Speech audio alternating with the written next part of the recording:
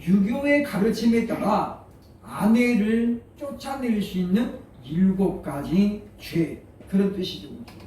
그 중에는 이제 불순, 시부모에게 순종하지 않는다거나 이런 것들도 포함이 되어 있습니다.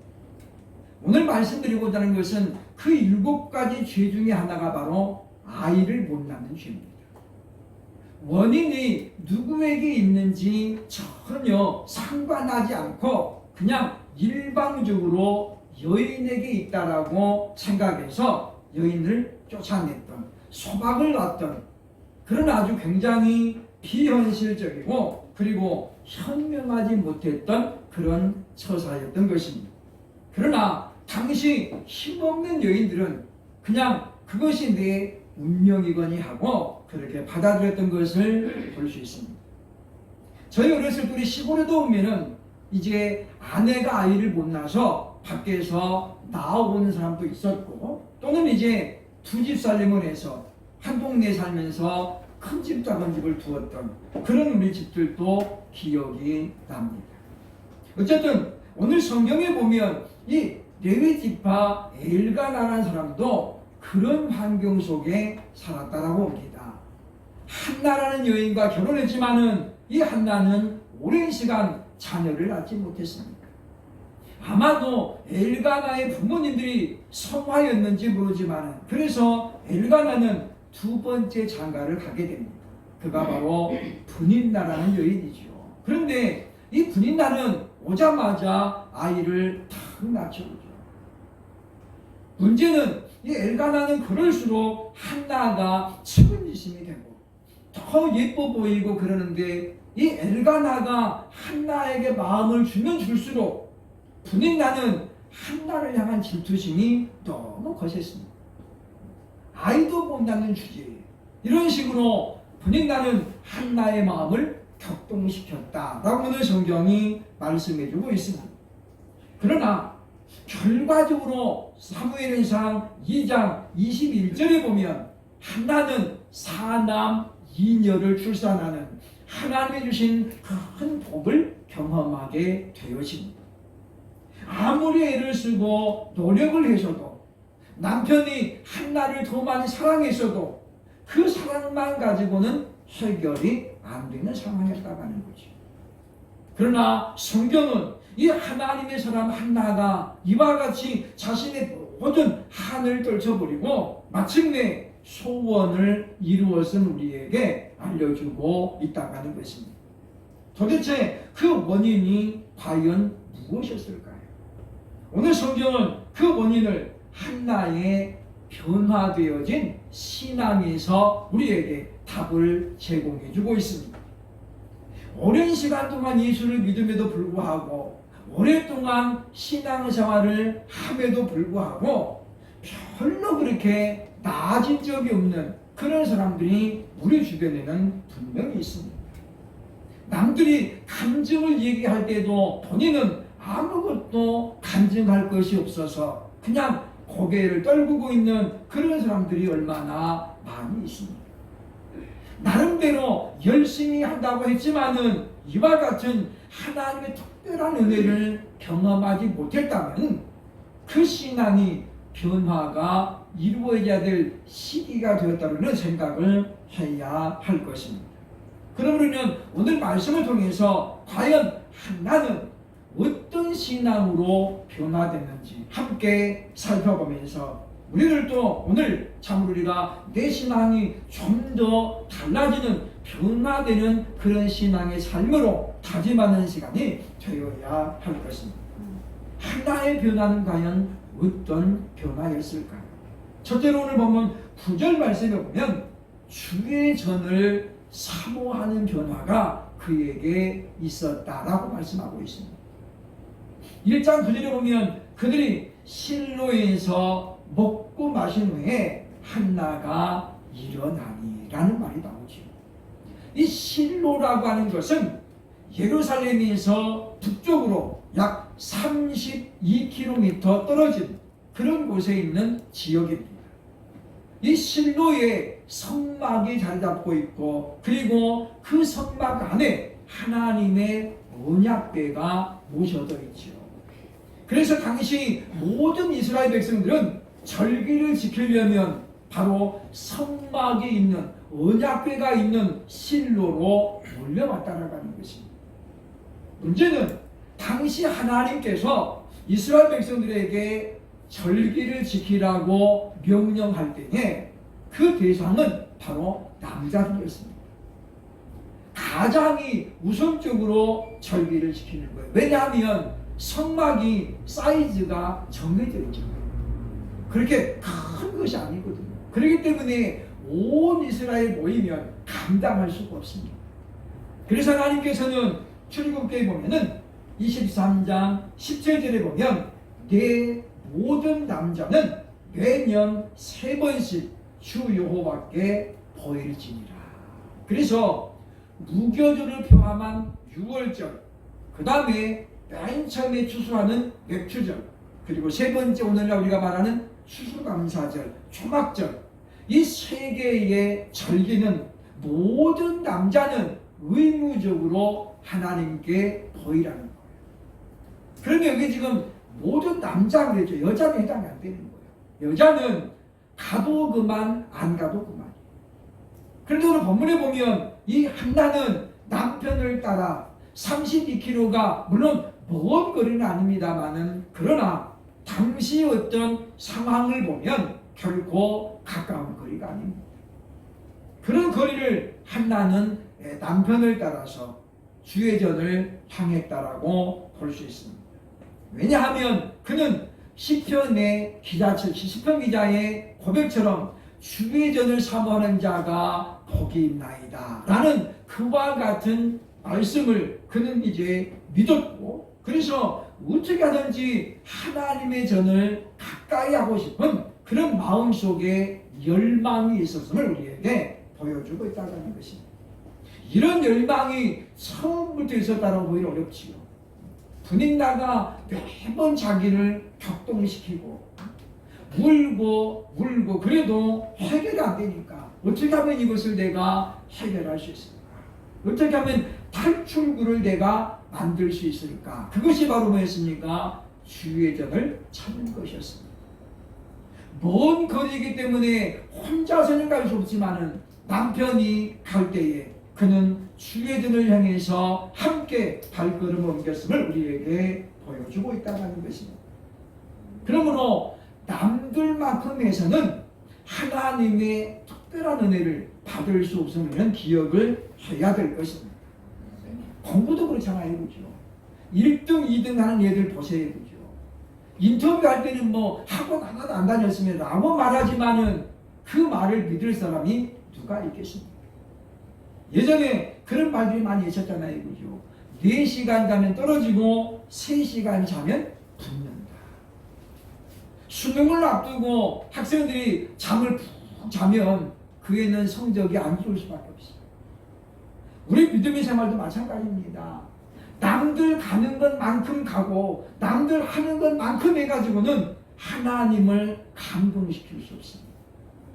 하나는 다만 당시 상황에 여인들은 그냥 집에서 남편들 뒷바라지하고 예배드리는 준비만 해줄 뿐이지 안 가도 됐지만은 그는 이와 같이 주의전을 사모하면서 남편을 따라 함께 하나님의 성제 성막이 있는 실로에 다녔음을 오늘 성경 우리에게 알려주고 있다고 하는 것입니다. 우리 시골교회에는 예전에 좋은 하나의 전통이 있었습니다. 중3, 고3 되면 의무적으로 아이들이 학교 갈 때에 교회 들려서 기도하고 학교 끝나고 집에 올 때에 또 교회 가서 기도하고 있어요. 중3 되면 거의 의무적으로 선배들이 이렇게 모범을 보여왔기 때문에 이것이 하나의 전통처럼 지켜져 왔습니다. 실제로 그렇게 가며 오며 성전을 찾아 기도하던 선배들은 다 좋은 고등학교에 갔고 잘 되었습니다. 제 친구 하나도 참 굉장히 집이 가난했는데 지금도 그 생각이 납니다. 물론 우리 때는 쌀밥이란 도시락은 구경할 수가 없었죠. 그때는 혼식이 장려되었어요. 선생님들이 도시락을 다 검사했잖아요. 그죠? 쌀밥만 너무 많아도 못 먹게 하고 그랬어요. 근데 이 친구 집에는 워낙에 가난해가지고 도시락을 열면 그냥 색깔이 그냥 흑백이 흑백. 그냥 까맣게 생겼어요. 오직 보리밥밖에 없는 거예요. 보리밥은 또 먹어도 소화도 잘 돼가지고 금방 꺼져요. 그죠? 이 친구는 체육 시간을 제일 싫어했어요. 달리기 하면 제가 제일 만만하게 봤던 친구가 그 친구예요. 왜냐? 한 번도 그 친구를 놓친 적이 없어요. 항상 꼴찌요, 꼴찌. 뛰는 것 자체를 싫어하고 배가 꺼지니까 빨리 안 뛰는 거예요. 그죠?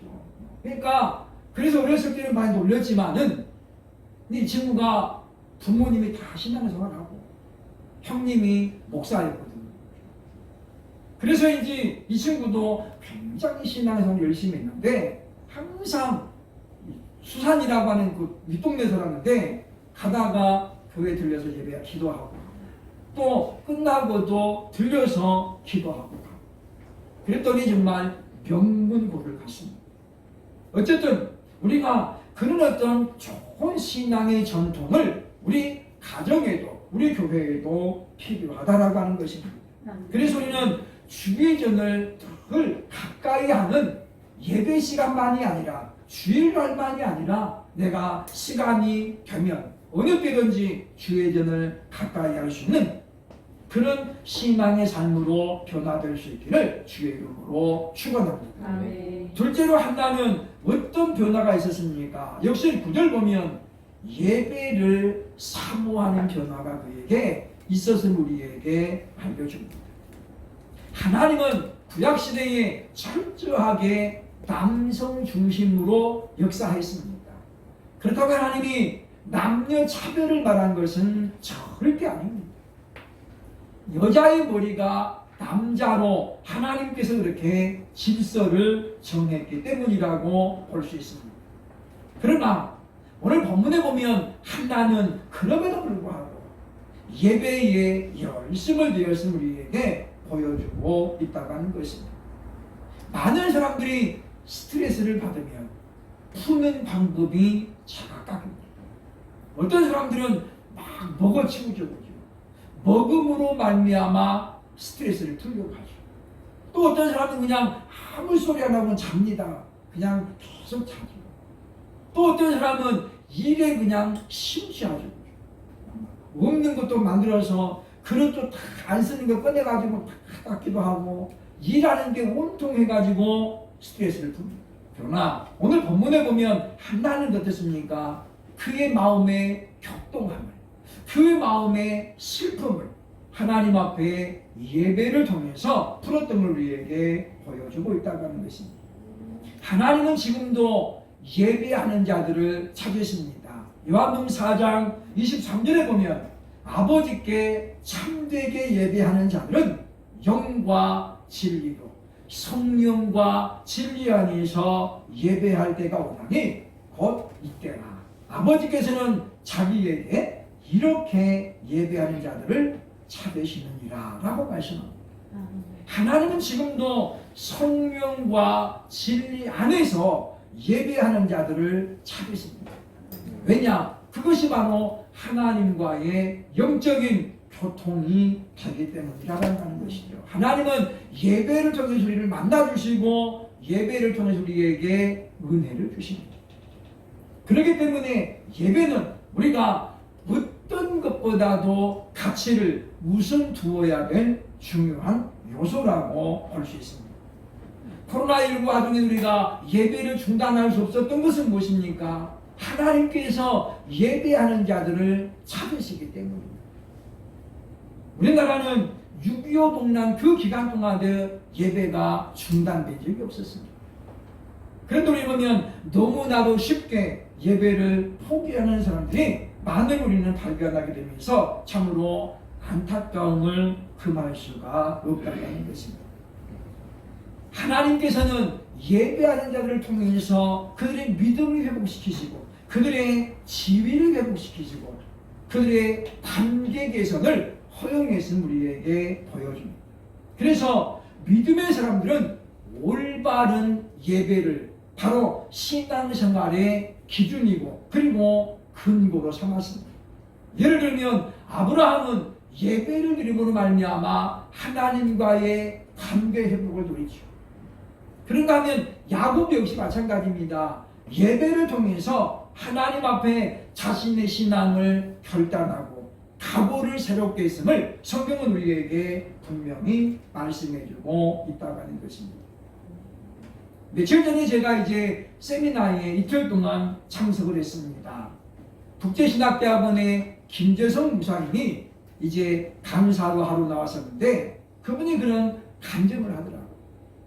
이분이 졸업시킨 제자 중에 하나가 천안에서 개척을 했습니다.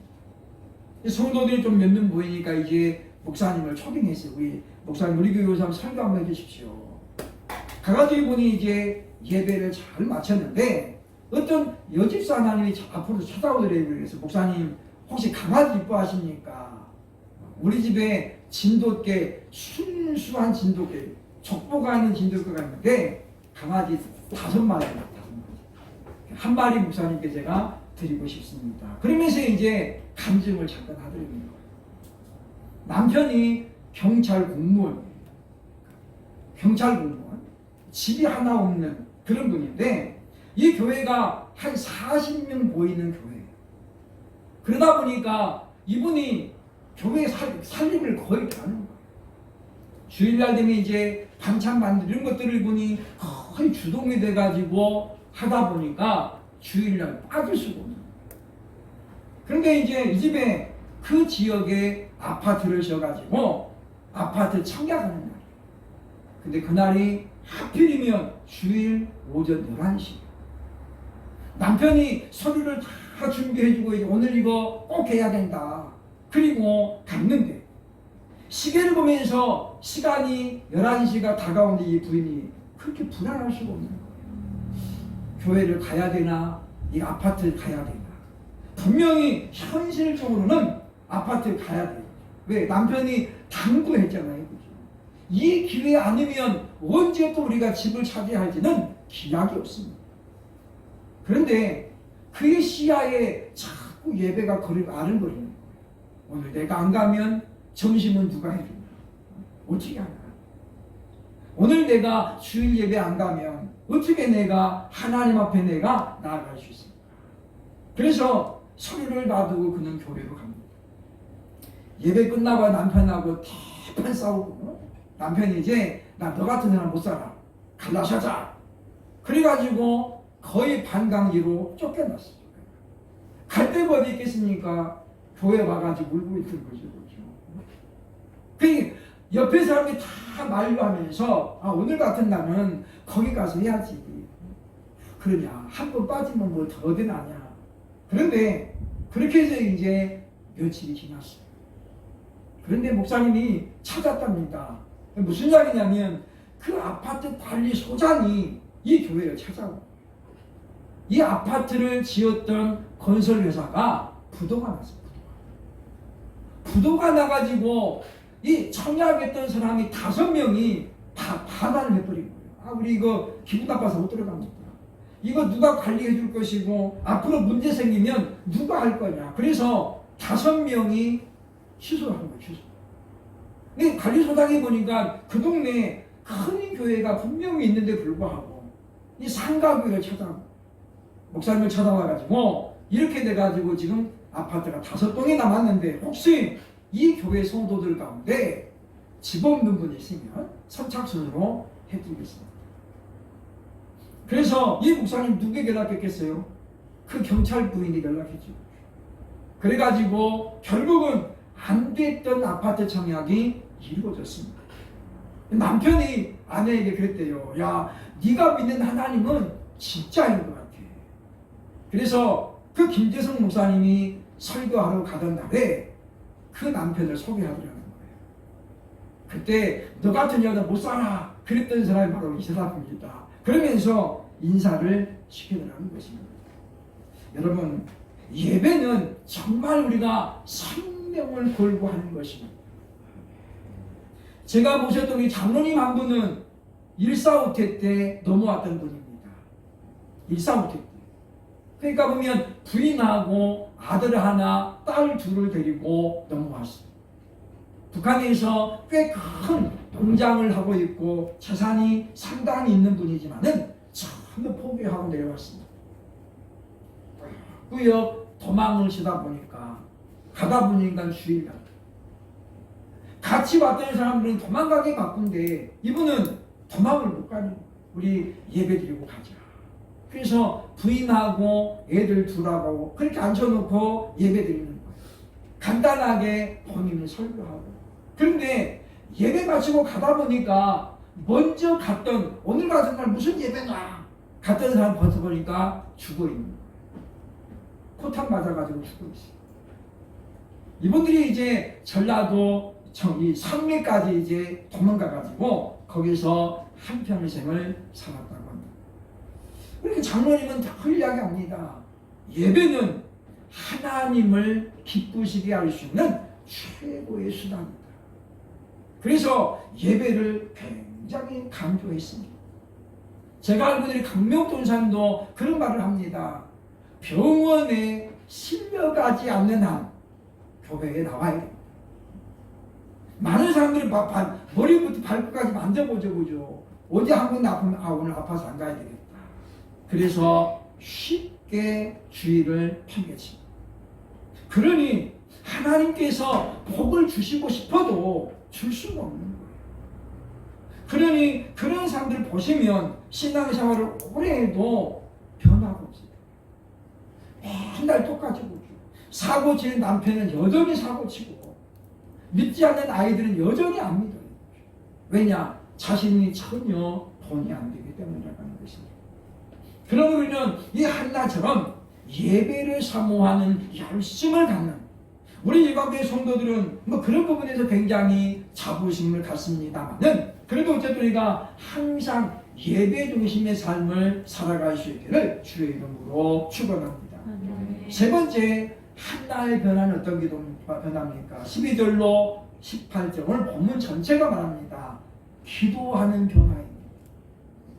기도는 아무리 강조해도 지나침이 없다라고 볼 수 있죠. 예배에는 세 가지 요소가 있습니다. 예배는 반드시 찬송과 기도가 있어요.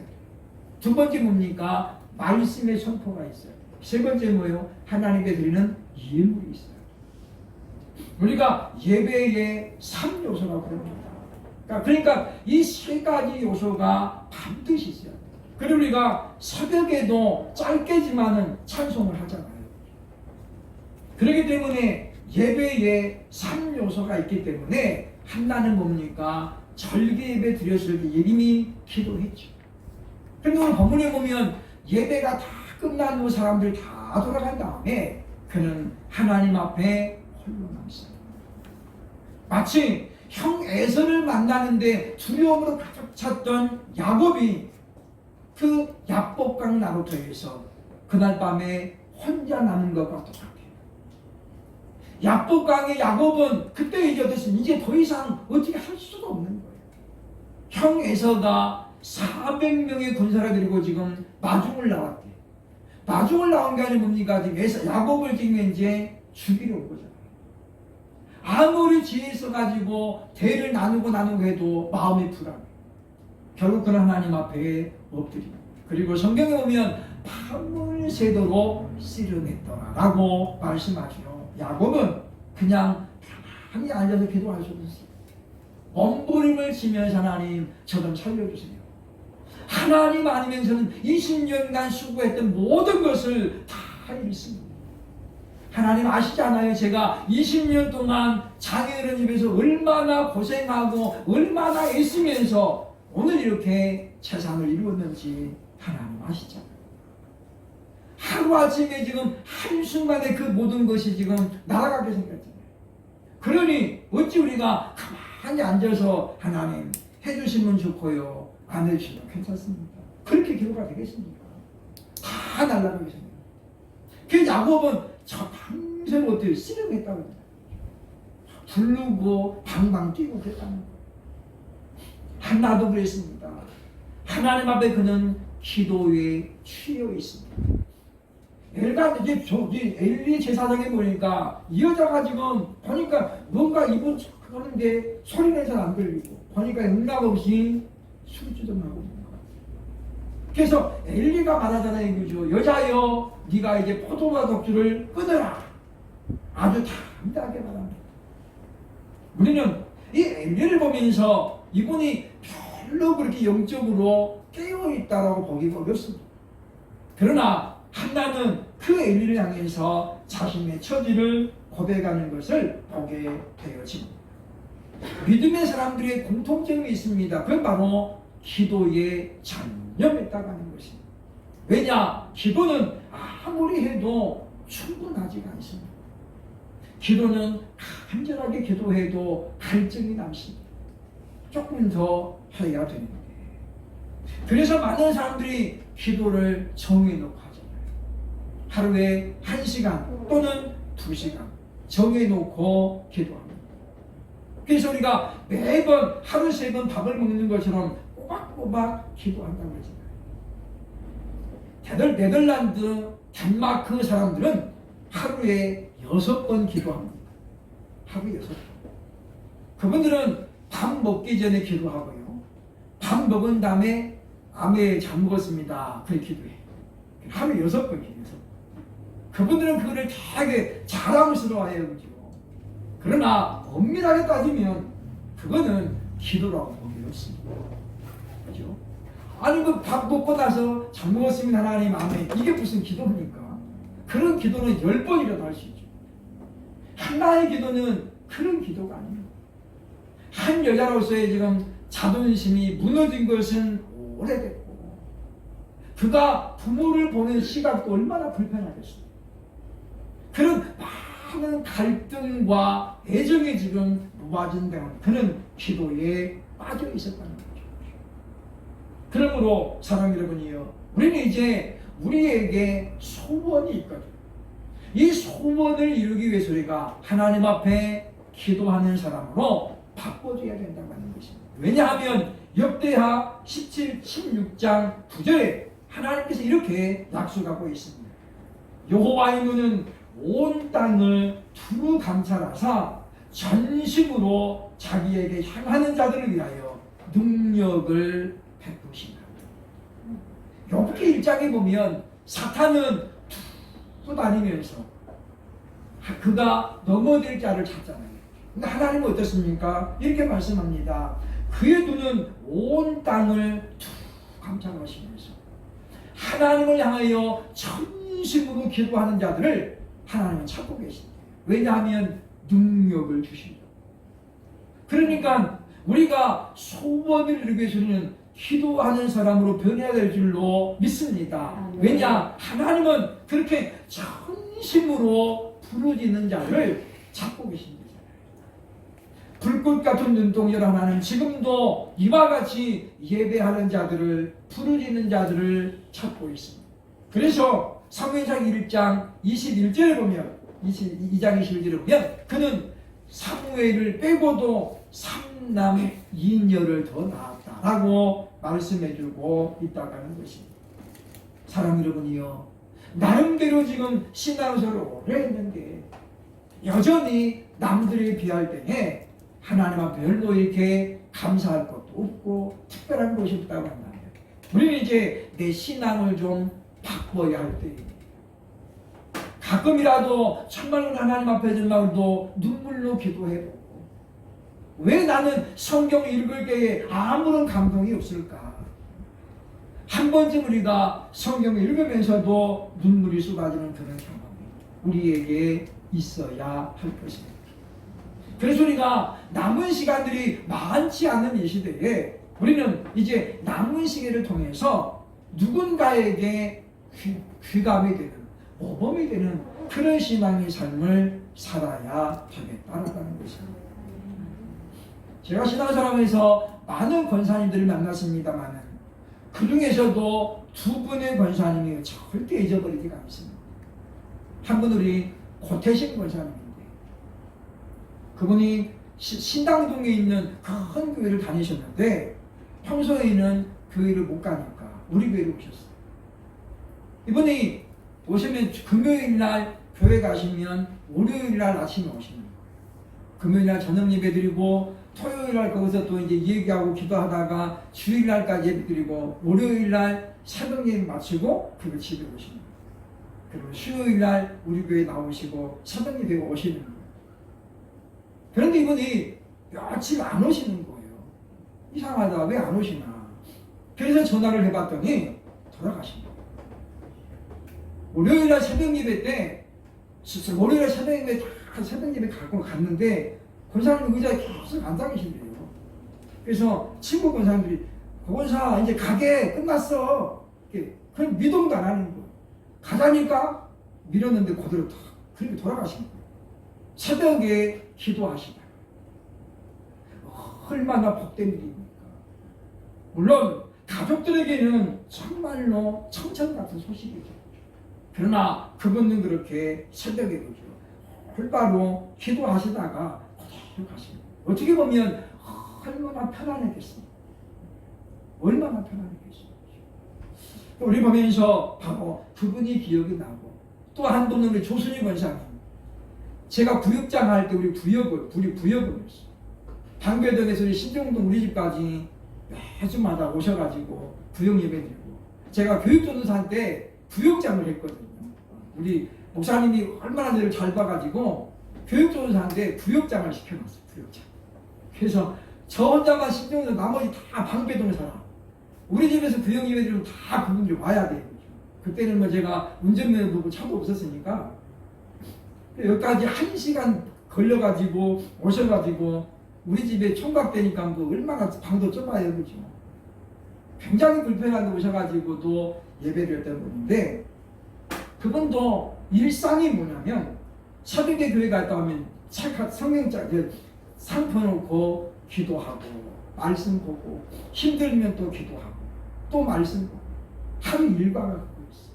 하루 일과. 그렇게 본을 보이니까 손주하고 손주 며느리하고 함께 살았는데 그 할머니가 이제 돌아가시고 나니까 손주 며느리가 제발로 교회 가는 거죠. 가면서 뭐요? 남편 끌고 가는 거. 그러면서 증손자 데리고 가고. 그래서 이제 그분이 그렇게 신앙을 살다 보니까 자녀들이 어떻게 신앙을 살아가는 거예요. 우리가 물론 우리 보면 교회 갑시다 노래 불러야 되지만은 우리가 너무 채권한다고 해서 되는 게 아닙니다. 우리가 하나님 앞에 기도하면서 내가 하면 잔소리가 되는 거고 하나님께서 만져주시면 역사가 일어나요. 우리는 그러기 때문에 하나님께 맡기고 기도해야 돼요. 주변에 보면 안타까운 일이 얼마나 많이 있었으니 우리 기도해야 되거든요. 그러므로 하나는 이와 같이 뚜렷한 신앙의 변화를 통해서 그의 소원이 이루어졌음을 분명히 기억하고 저와 여러분도 하나님의 사람으로 더 온전하게 변화됨으로 말미암아 아직도 남아있는 소원들을 하나님으로 이루어지고 더 큰 믿음의 사람이 될 수 있기를 주의 이름으로 축원합니다.